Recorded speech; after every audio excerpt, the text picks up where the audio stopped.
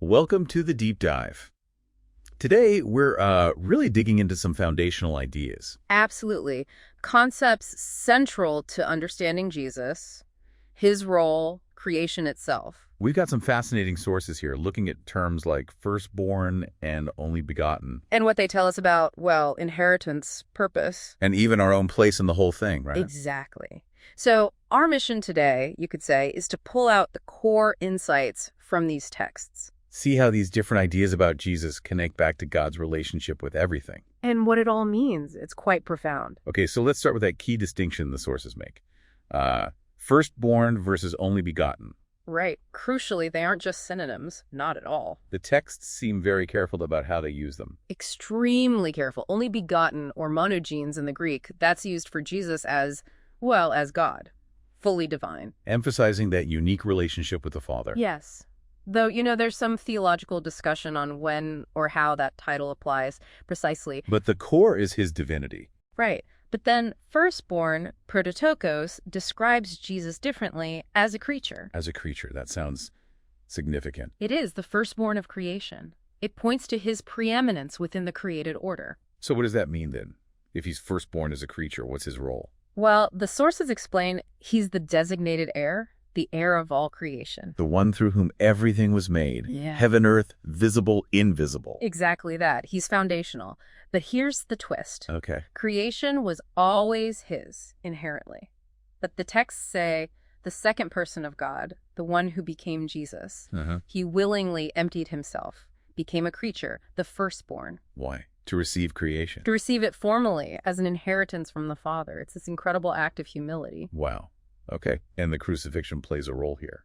Our sources link it to inheritance. A vital role. It's not just the confirmation of that inheritance, Yep. but the sources suggest it actually completes creation, brings it to its intended perfection. The crucifixion completes creation. That's a lot to take in. It reframes it entirely, doesn't it? From tragedy to cosmic completion. It does.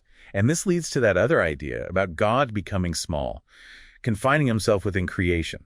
Yes, another beautiful, almost paradoxical idea. Why was that necessary, according to the text? So that creation, specifically free-willed creatures like us, could actually see God, know God, even love God. Without being utterly overwhelmed or destroyed by his glory. Precisely. He meets us on our level, and in doing so, the firstborn becomes the model. The model. The embodiment of the final perfected state for all free will. The perfect example. So Jesus as firstborn has this perfect free will. Where does that leave us, humans? Ah, yes.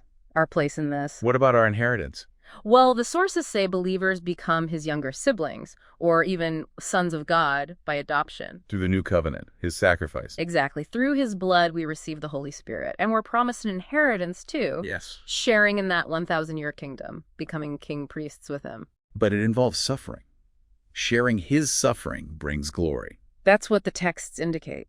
Suffering is part of the path to that shared glory, paradoxically. Okay.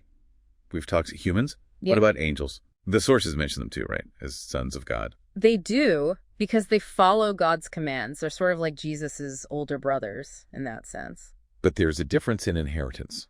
A key difference. Angels don't experience suffering and death like humans. So they don't inherit that specific 1,000-year kingdom role in the same way the adopted human sons do. So our free will and angelic free will, it's perfected differently than Jesus's eternally perfect will. Yes, through different paths and processes, it all moves towards that completion. The completion you mentioned earlier, tied to the crucifixion, what does that look like in the end? It culminates, according to these texts, in the first resurrection. Where believers become the true image of God. Yes, and creation itself is completed, sin and death abolished. And that original dominion lost by Adam. Recovered, fully recovered by Jesus, the last Adam. It all comes full circle. What an amazing picture.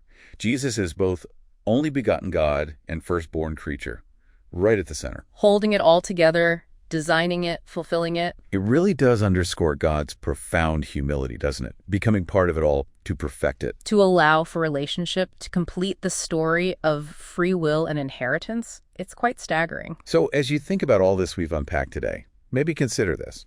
If God became a creature, entered his own creation, to bring it all to perfection, how might that change how you see your own purpose, your own suffering even, and your part in this incredible inheritance.